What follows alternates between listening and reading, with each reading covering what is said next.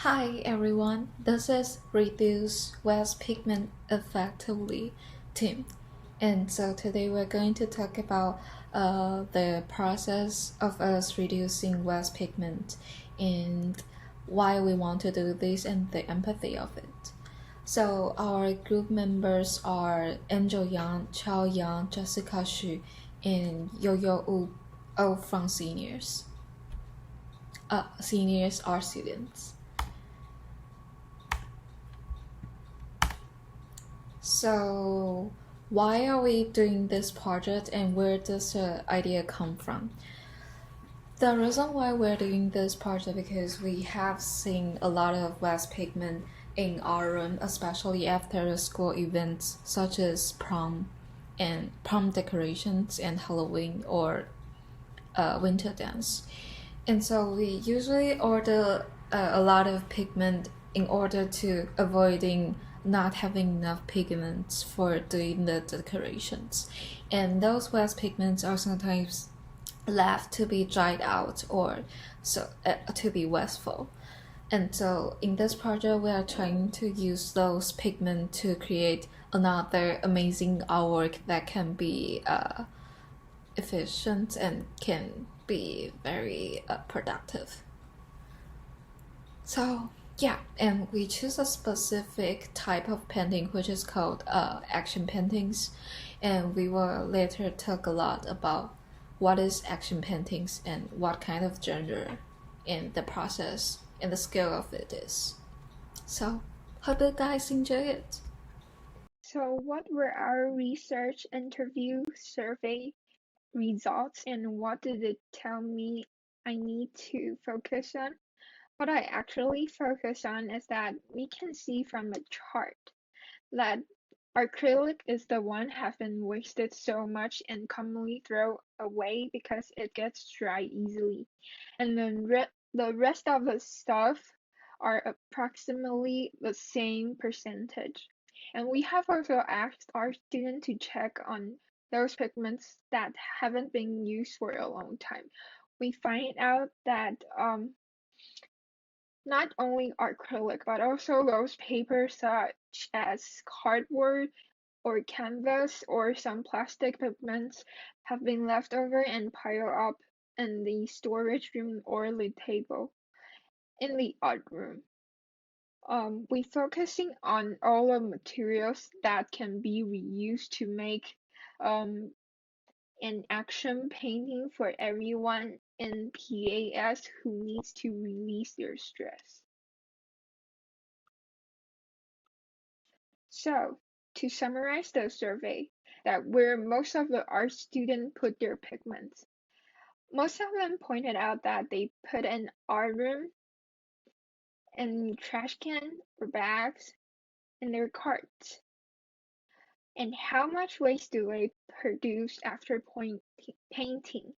Mostly are saying unsure because they don't really know how much they will use on their painting or they waste those pigments pretty often since they have to produce a lot of artwork, and some projects for their assignment.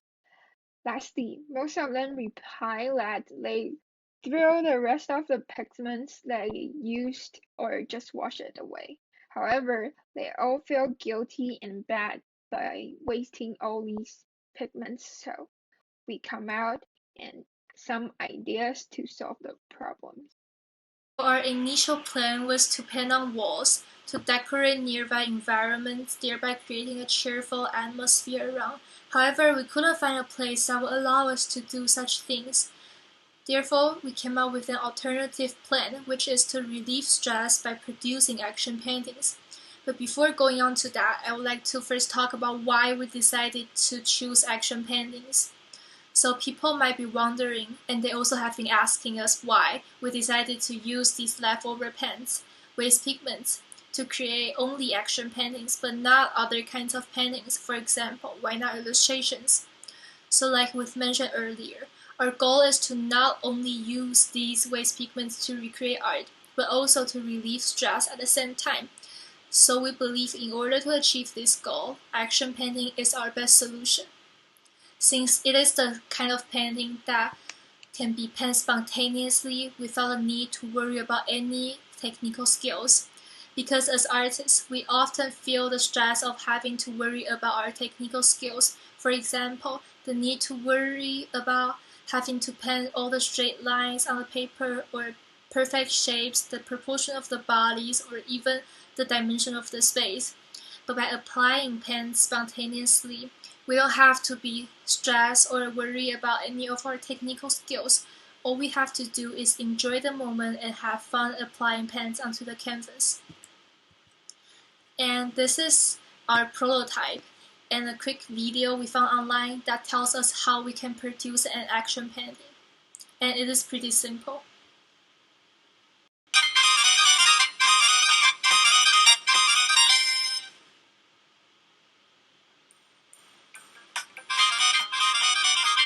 So even though the result of the action painting might not come out as what we expected it to be, but the process of making it is definitely satisfying. Here we want to talk about two famous abstract artists which are also our inspiration of this project. The first is Vasily Kandinsky, the pioneer of abstract art. His paintings were the first with non-representative objects. He made famous his belief that abstract colors and forms can be used to express the inner life of the artist. Kandinsky's paintings consist of a variety of geometric shapes, colors, straight and curved lines set against a background of cream that melts at certain points into areas of pale blues. He also evokes sound through sight and create paintings correspond with music that will stimulate not just the eyes but also the ears.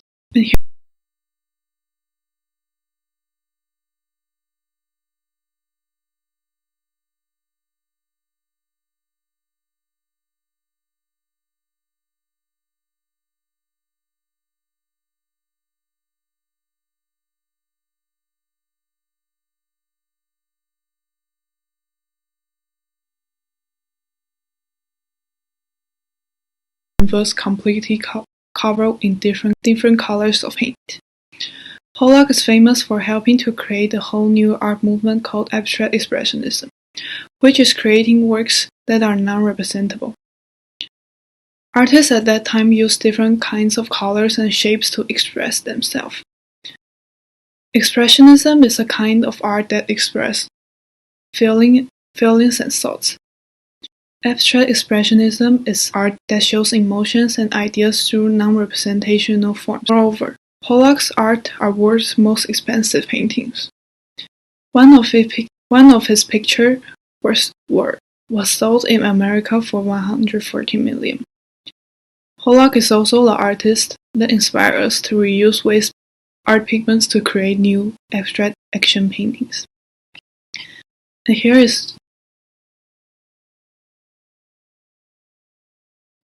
And here is a brief video of how Jackson Pollock created action painting.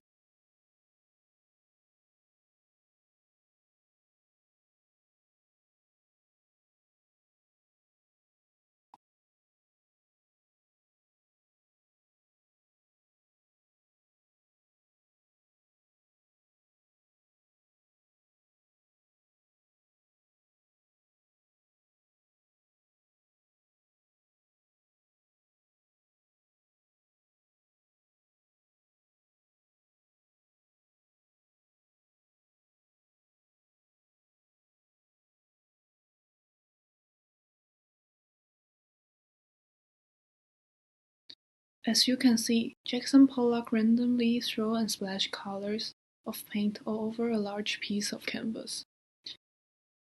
And he will also walk around the canvas to pour paint at different angles. So this is how Pollock creates his paintings.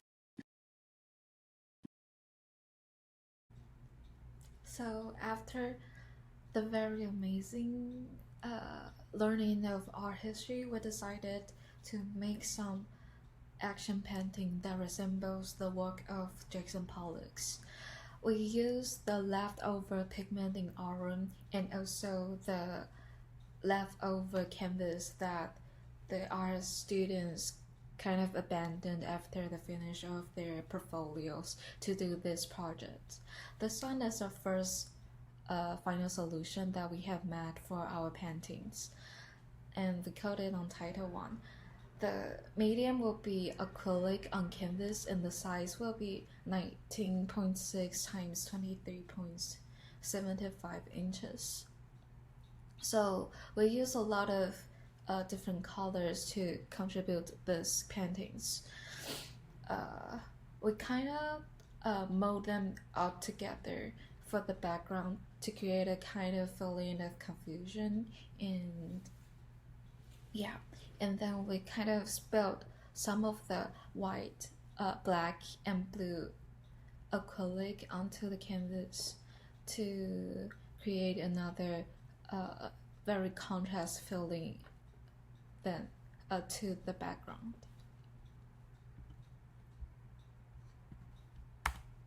And this will be our second final solutions for this DT project. We called it Untitled the second, and the medium will also be acrylic on canvas. The size will be 17.75 times 13 inches. And this one is more focused on the color of white and red and black that give us kind of harmonious feeling of the paintings, while the three colors don't actually work with each other that frequently. And so we kind of bravely use this color within our paintings. So the third one will be our third final solutions, action paintings. And we called it on Title the third. The medium will also be acrylic on wood, and the size will be 4.5 times 6.9 inches. So while doing the action paintings, we actually kind of put a lot of body effort in it. We have to like move our whole body for especially this one, to engage with the painting and to like do it as much as we can. But while with this painting, I was trying to mix the blue and white colors together and to form something like the butters, and that gave a very squishy feelings. And I have a video recording of how we do the process of this specific painting.